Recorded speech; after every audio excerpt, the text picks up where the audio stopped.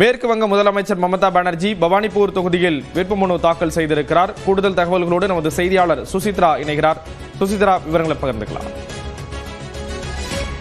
மேற்கு வங்க மாநிலத்தினுடைய தேர்தல் நடைமுறைகள் தொடர்பாக பல்வேறு குற்றச்சாட்டுகளை ஏற்கனவே முன்வைத்து இந்திய தேர்தல் ஆணையர், தலைமை தேர்தல் ஆணையர் ஞானேஷ்குமாருக்கு மேற்கு வங்க முதல்வர் மம்தா பானர்ஜி கடிதம் எழுந்த நிலையில் இன்று நேரடியாக டெல்லியில் இருக்கக்கூடிய தலைமை தேர்தல் ஆணையர் அலுவலகத்தில் திரிணாமுல் காங்கிரசினுடைய எம்பிக்கள் பிரதிநிதிகள் குழு என்பது நேரடியாக சந்தித்து பல்வேறு கருத்துக்களை முன்வைத்தது. அந்த சந்திப்பின் பொழுது முழுமையாக பேசுவதற்கு தங்களுக்கு அனுமதிக்கவில்லை. வெறும் 7 நிமிடங்களில் தேர்தல் ஆணையத்தை விட்டு வெளியேறுங்கள் என்ற ஒரு கருத்தை தலைமை தேர்தல் ஆணையர் ஞானேஷ்குமார் கூறியதாக டெரிக் ஓபிரியான் எம்பி தெரிவித்தது முக்கியமாக பரபரப்பை ஏற்படுத்தியது குறிப்பிடத்தக்கது. குறிப்பாக தலைமை தேர்தல் ஆணையர் சந்திக்கும் பொழுது 7 நிமிடங்களுக்குள் வெளியேறுங்கள் என்று கூறி கூட்டத்தை முடித்துவிட்டதாகவும் காலை 10:02 மணிக்கு தொடங்கிய கூட்டம் என்பது 10:07க்கே முடிந்துவிட்டது என்ற ஒரு குற்றச்சாட்டை அவர் முன்வைத்தார். அதிகாரிகளுடைய மாற்றம் குறித்த கேள்வியை எழுப்பிய பொழுது அதற்கு பதிலளிக்காமல் தேர்தல் ஆணையம் என்பது தங்களை வெளியேற சொல்லியிருக்கிறது. இது வெட்கக்கேடான சம்பவம் என்ற ஒரு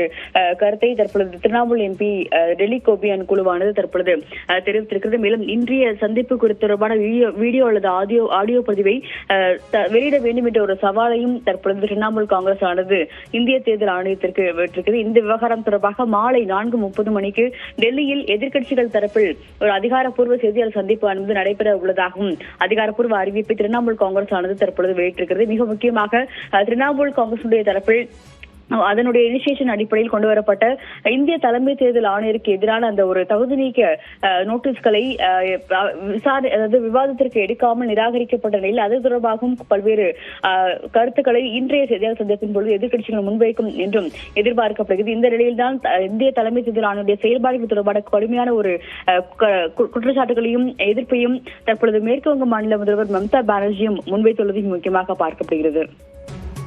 விவரங்களை வழங்கியதற்கு நன்றி சுசித்ரா.